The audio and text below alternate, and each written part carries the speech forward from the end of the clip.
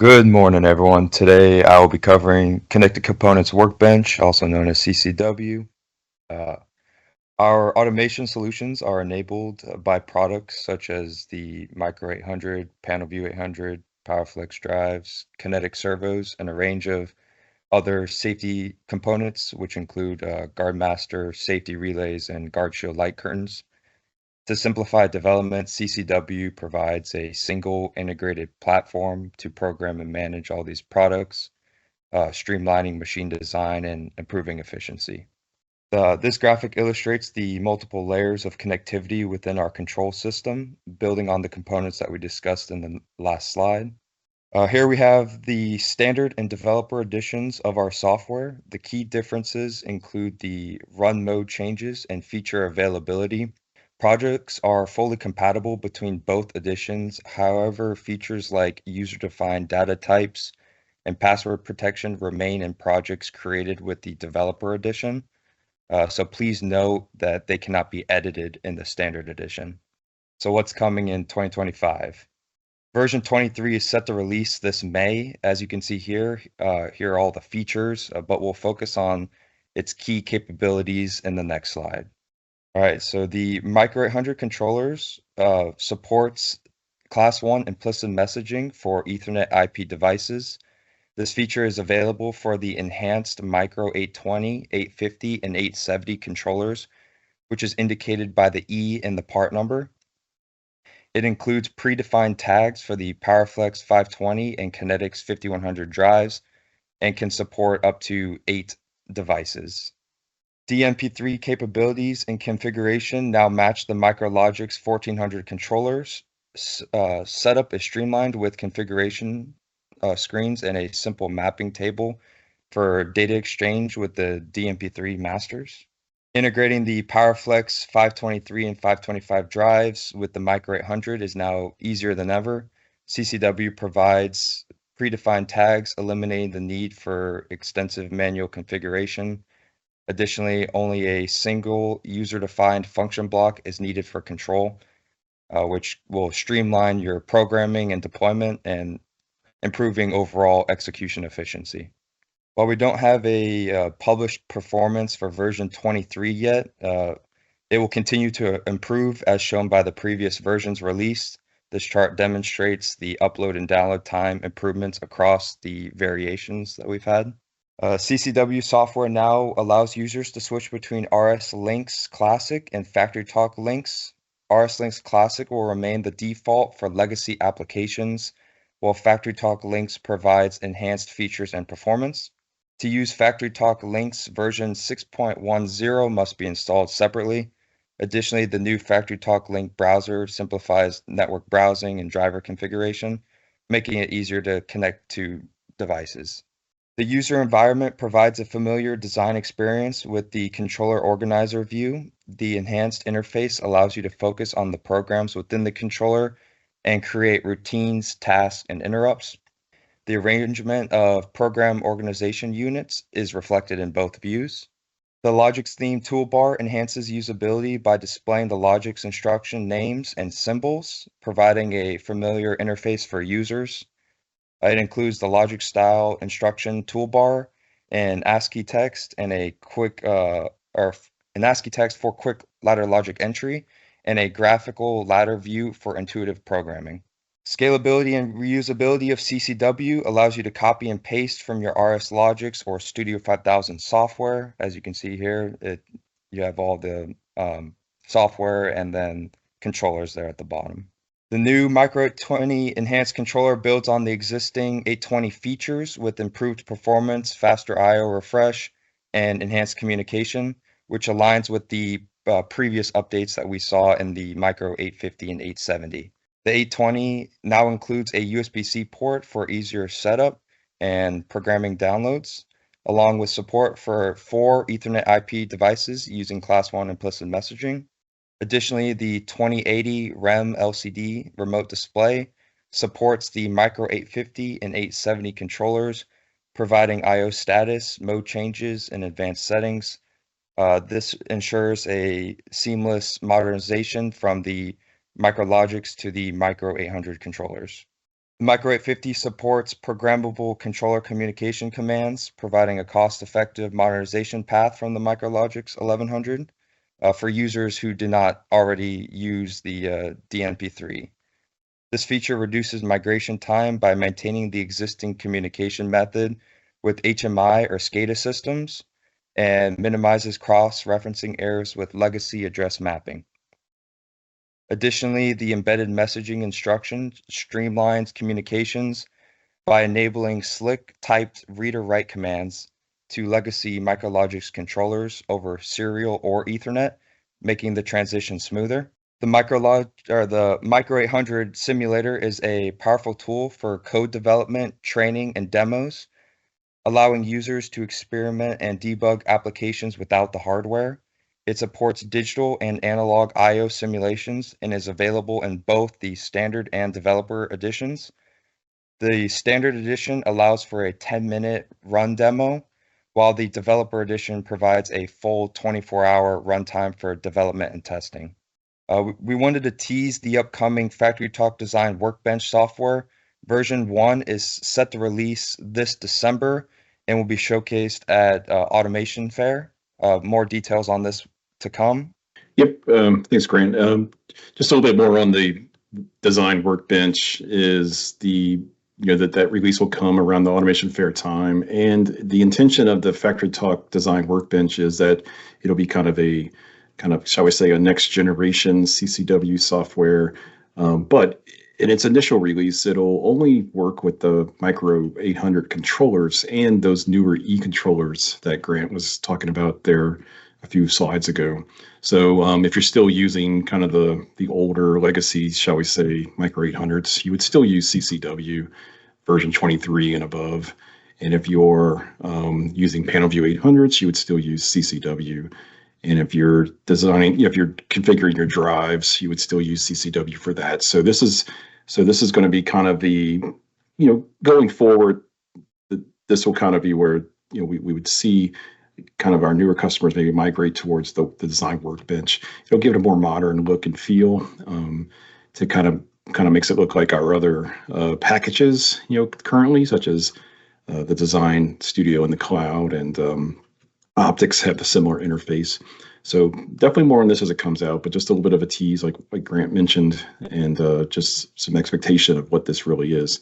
So CCW will still be running in parallel, and this will be something that we could look at going forward as well.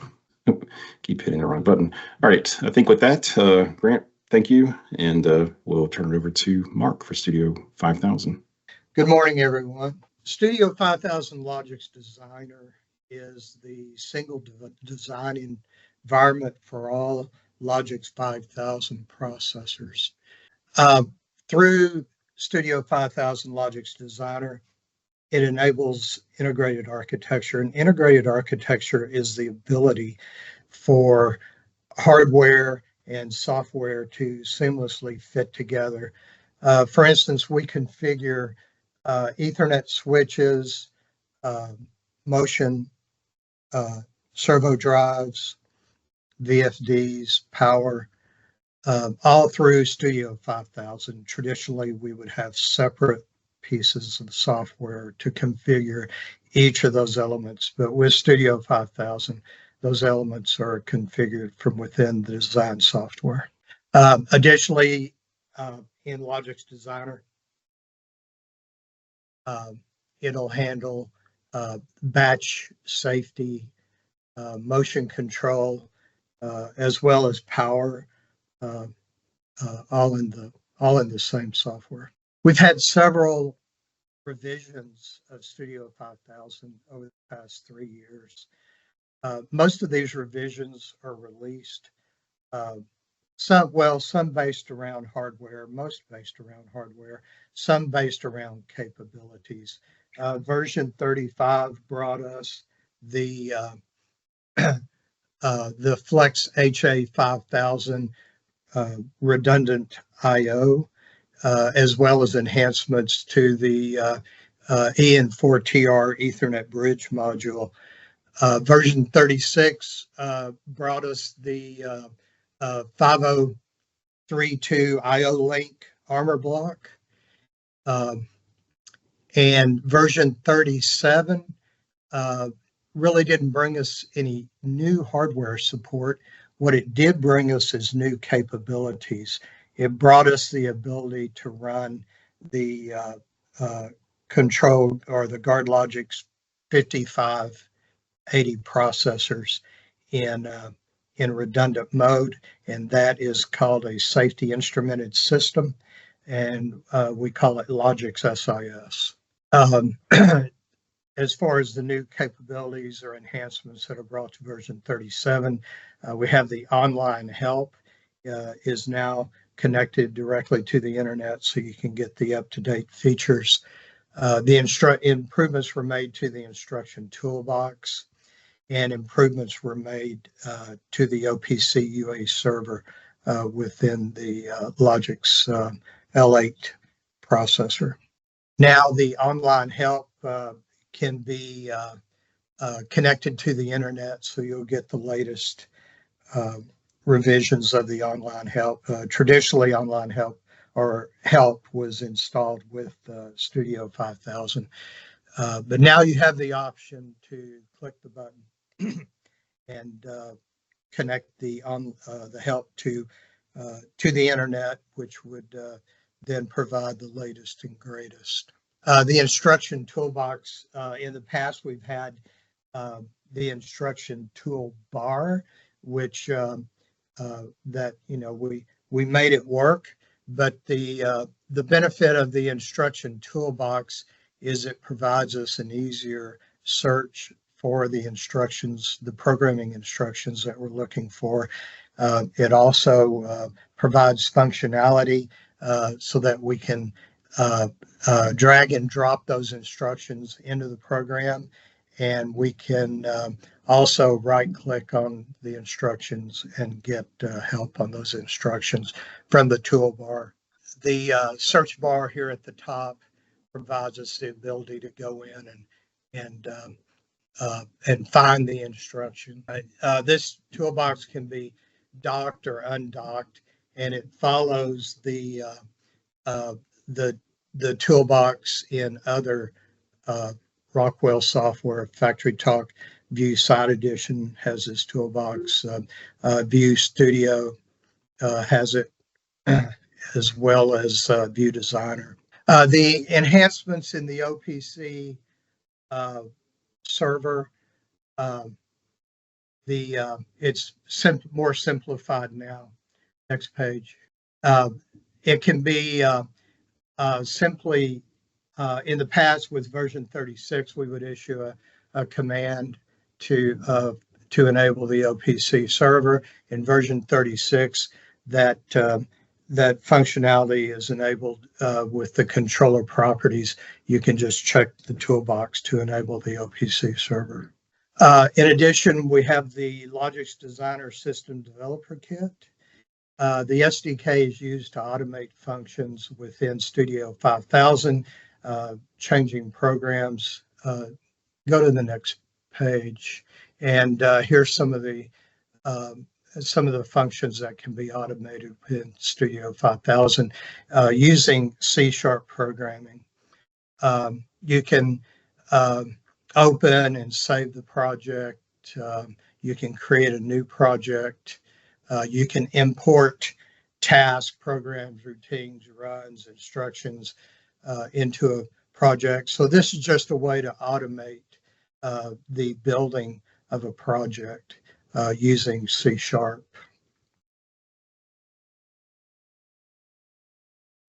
Now I want to talk about Logix Echo a little bit. Logix Echo is the emulator. It's the new emulator. In the past, we had Emulate 5000, and Logix Echo is the improvement of the Logix 5000 emulators. It only supports what we call the L8 controllers. Today, it supports the ControlLogix and GuardLogix 5580, as well as the CompactLogix and Compact GuardLogix 53 5380. It'll execute. So the programs can be directly imported into this FactoryTalk Logix Echo as they were built in Studio 5000. In the past, we would have to change the processor to the emulator processor. But today, there's really no changes that need to be made to the program you're downloading to the emulator. It will run safety task. It'll run motion instructions, and it will also emulate the CIP motion. This is the third revision of Logix Emulate. The first revision only handled the Control-Logix 5580. Then revision 2 introduced the GuardLogix 5580. And revision 3 brought us the Compact Logix 5380 and Compact GuardLogix 5380. As I said, no changes are required to the project prior to downloading. The stipulation is that it has to be developed in one of the newer 5580 or 5380 processors, but you would just download your project to Logix Echo. Additionally, it can take snapshots, so we can run along, and if we see a behavior in the program that we would like to capture, we can take that snapshot and recall it later for testing. It'll run all the tasks. It'll run the main task, the periodic task, event task, as well as the safety task. So it behaves as a Logix 5580 or 5380 processor. Additionally, the Ethernet ports in FactoryTalk Echo can be configured for dual IP mode or in a linear DLR mode. There's no hardware required for safety testing or motion axis testing. You can develop your program, download it to Echo, and it'll execute the safety instructions and the motion instructions. This FactoryTalk Echo it's a subscription service. It can be shared among multiple engineers. Projects can be developed concurrently, different aspects of the project. It'll handle multiple processors in the same rack in the case of Control-Logix. So various engineers can be working on various processors. FactoryTalk Logix Echo is part of the emulation portfolio by Rockwell Automation. As Grant mentioned earlier, the Micro 800 simulator in Connected Components Workbench, and then FactoryTalk Logix Echo would be the Studio 5000 analogy of that. Additionally, Rockwell offers Arena for modeling businesses, business scenarios, bus routes, for instance. And Emulate 3D is the relatively new offering from Rockwell Automation for simulating machines and processes. With that, we'll go to FactoryTalk Design Hub with Wayne Welk. Yep. All right. Thanks, Mark. We'll have the last piece of the presentation here is around Design Hub. And we're going to talk about this today, mainly because there's been some recent developments with Design Studio to at least share. The expectation is that I know a lot of our customers and listeners may not be looking to necessarily move their design totally into the cloud yet. There might be some use cases for that with some customers, and some may be, never ever in the cloud, but wanted to at least show where Rockwell is kind of, how they're progressing this. And, perhaps there could be some use cases out there for Design Studio. And it's a little bit of a bigger picture than just, putting, shall we say, Studio 5000 in the cloud.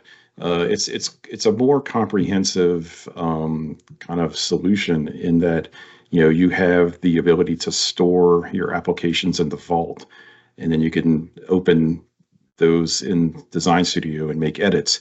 And you can also do remote access and connect to the equipment remotely and push those changes down to it. And FactoryTalk Optics plays in this too, because Optics has the ability to develop the optics applications in the cloud as well as part of Hub. We're not going to talk about the optics piece, but we'll talk about the Vault in Studio and remote access here real quick, just to kind of show you kind of where it's going. So Hub's been around for several years now, and we've mentioned it, in passing a few times if you've been a longtime listener of our learning series sessions. And we've always kind of positioned it as, it's something that Rockwell has a vision, and they're kind of progressing that vision. And, here we are in, early 2025, and that vision is getting to be a little more complete and filling out, but still, there's still work to be done with it, of course. But the first part of that is the Vault. So if you were to log into FactoryTalk Hub, and anybody who has a Rockwell account, regardless of if you have a Tech Connect or not, you can log into FactoryTalk Hub, with no special licensing required. And then, there are certain pieces of the hub that are accessible. Certain pieces of the hub do require an entitlement. That they use the term entitlement instead of license for the hub, but some things are open and available. So the other kind of piece of Hub is that, kind of where the benefit of Hub would be is that you could create an organization. So for instance, your company can have its own organization. We have our own that we kind of use, for our specialist team, just to kind of learn the software. We have one called TRC Hub, and then we can assign, multiple users or members to be part of that organization. And then as those other additional users get added, they can have certain privileges to see, either be administrator privileges or just be kind of a user privilege. And then you can even grant like what access, does each user get, right there. You can kind of lock out certain features to certain people. So from a collaborative standpoint, that's the real big vision of Hub, is to be able to have, teams that are scattered, all across, large geographic terrains perhaps, or even around the world, and then have one place that everybody can kind of go into and, share files and work on projects. So, that part of the vision is really, I think, pretty good, and definitely something that would be of interest to some of our customers. So Vault is the piece where we would store those files. So it's kind of our remote repository. We'll kind of think of it as a remote repository, similar to like a GitHub type approach, but we can put our ACD files in there. And then, of course, anybody in the organization and has the privilege can have access to those ACD files. And, if you just use it as that, then, you could upload an ACD file into it. Somebody else can go get it and download it. And then when you do that, there could be some version control, aspects to that as well. Vault will also kind of do some analytics or analysis, I should say, of those ACD files. So it can actually look at an ACD file and tell you some of the details of it, like how many how many tags are in there and how many programs and tasks are in there. So it can give you some details about it without actually having to open up the project and say Studio 5000. So that's pretty interesting too. Some of the enhancements over the recent enhancements is, just again around some improved user experiences, and what's going to be coming here will be things like being able to also add Stratix configuration, conversion capabilities and stuff. So one of the other features of Hub, which is kind of interesting, is that you can, when you put your ACD file into it, say you put in like a version 32, and you want to convert that to say version 37, well, you could just go to the Hub and say convert it. You don't necessarily have to open the file in Studio 5000 and convert it. The other advantage of that is you can kind of do it as a batch. So you can have, like, if you have multiple ACD files up there, you can, select them all and say convert, and they will all convert without having to go open up each one individually in Studio 5000. So the other piece is the Design Studio, and this is going to be the part where you would actually do your logic development or edits here in the cloud. So this, again, is a cloud-based tool. I don't think we would necessarily call it Studio 5000 in the cloud, because it's different. It's not exactly the same thing as Studio 5000, but it basically is that, and that we can create a Logix application, and we can configure it, and then we can add logic to it, but it's not necessarily it's not just saying, hey, we put Studio 5000 in the cloud. It's a little bit of a different thing altogether. So some of the highlights, modern multi-user. So again, we can do collaborative approach, merging the edits between team members, and we can manage multi-controllers in these Design Studio applications. So this is just a little screenshot. So again, if you're interested in kind of playing around with Design Studio, you can actually access Design Studio for free. There's a kind of a basic entitlement, even though it is an entitlement, you have to go request it, but there is no charge for this, and it would allow you to kind of come in and kind of play around with it and see what it can do. But basically, this is a direct screenshot versus going into it for live right now. But we basically were able to take add an L81 controller from scratch. So I created a project from scratch, and then configured all the cards in that chassis. So the CPU, the Ethernet card, the input and output cards, we just added them to the chassis just like we did, we do in Studio 5000. The other part of that is around, building tasks. So we have the main task, gets created by default, of course, and I can add logic, ladder logic in here, and then address it to the local, to those input and output card tags that I, configured in the previous step there.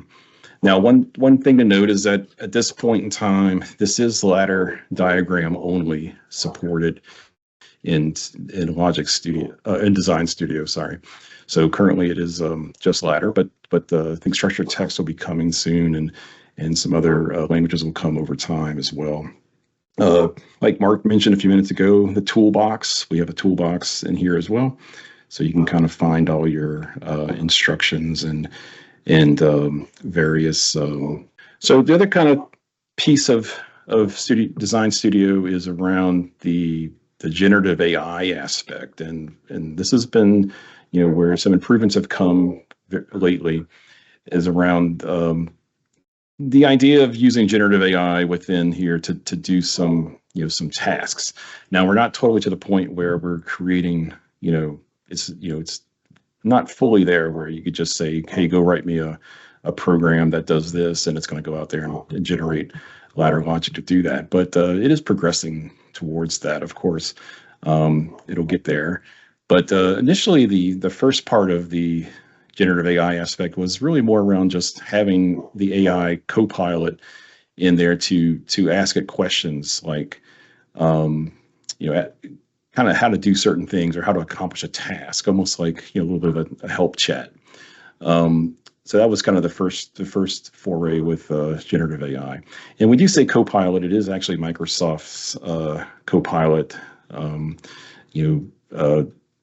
that is on the back end of this.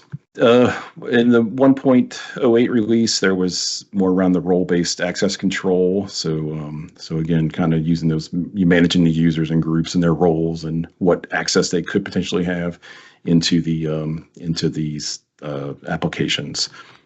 In the 2.0 release, which is pretty much just came out here over the last couple of weeks, is that they've kind of moved to a little bit more powerful AI capability. So now the Copilot can do a little bit more than just asking it questions about how to do things. Now you can actually help it resolve some errors, perhaps, and look at helping you do some documentation, and even around generating some PLC code. But again, not to the point where you just press it and it just magically builds everything.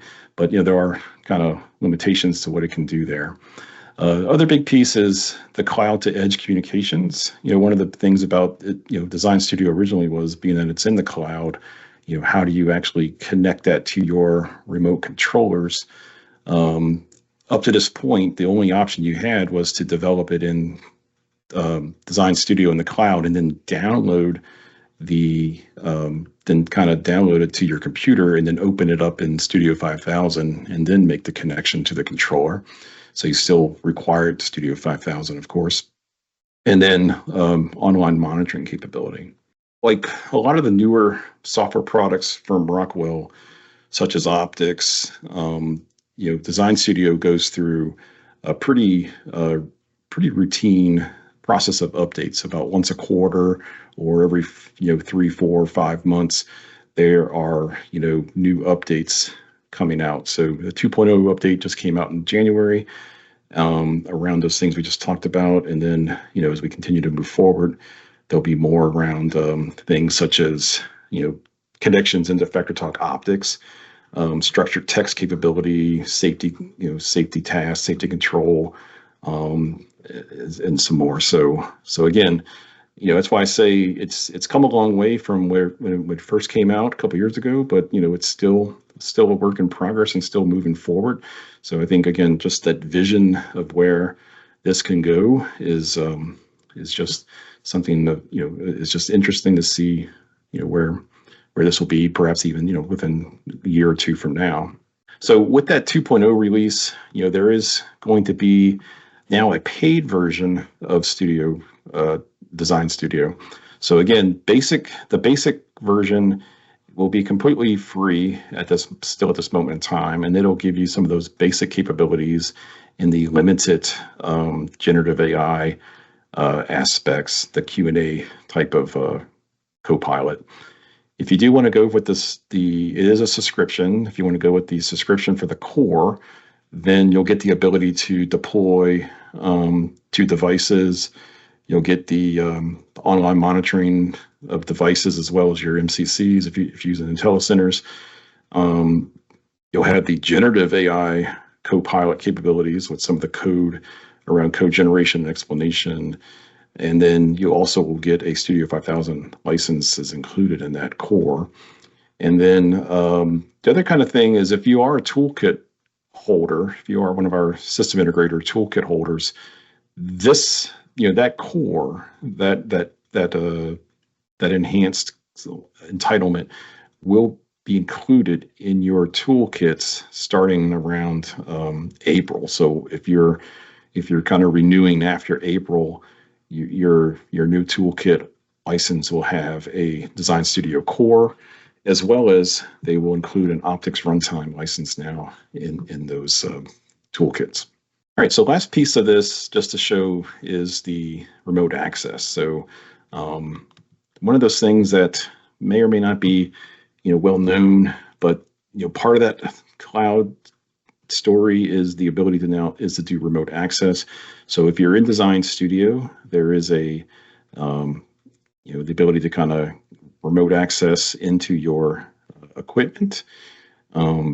And now, what we didn't have up to this point was, we now have the ability to use that remote access tool and then remotely access into your Logix remotely and download to it or connect to it and monitor online. So, if you think about this again from just your team effort, your collaborative effort, we could have, multi-users, designing, all within one environment. Then you can, these users can all have their, secure VPN connections to the equipment. You can deploy, you can monitor. It doesn't matter where you are. It's cloud-based. Doesn't matter what type of computer you're on. You're anywhere in the world, any computer, you can get into the hub and work. So again, that's the grand vision of where the hub is going to be. Last piece of this is just around what do you need for remote access? So there's really kind of two pieces to the remote access. One is a remote access manager. That, of course, is what's in the cloud. That's in the FactoryTalk Hub. So if you're inside a hub, there'll be kind of a, one of the little major tools in there is you can go on remote access. And then in that manager is where you would manage, the devices as well as the users and the permissions inside of that manager. And that's where you would make your remote access connections. And then at the endpoint device, there's a piece that would be there as well. That's kind of the remote access runtime. So it is a tool that you can download and install it on any computer. The remote access runtime can be installed on any computer. But if you are using a piece of Rockwell hardware, such as an optics panel or one of the newer awesome PCs or the embedded edge compute module, or the Stratix 4300 remote access router, if you're using the Rockwell hardware, that remote access endpoint is already in there and already ready to go. So, so you can make a remote connection to those devices without having to do anything else on that. So we definitely need to spend probably talk more about remote access. If you're interested, reach out again to your specialist in your area or your local account managers, and we're always happy to help answer those questions and show some of that to you in more detail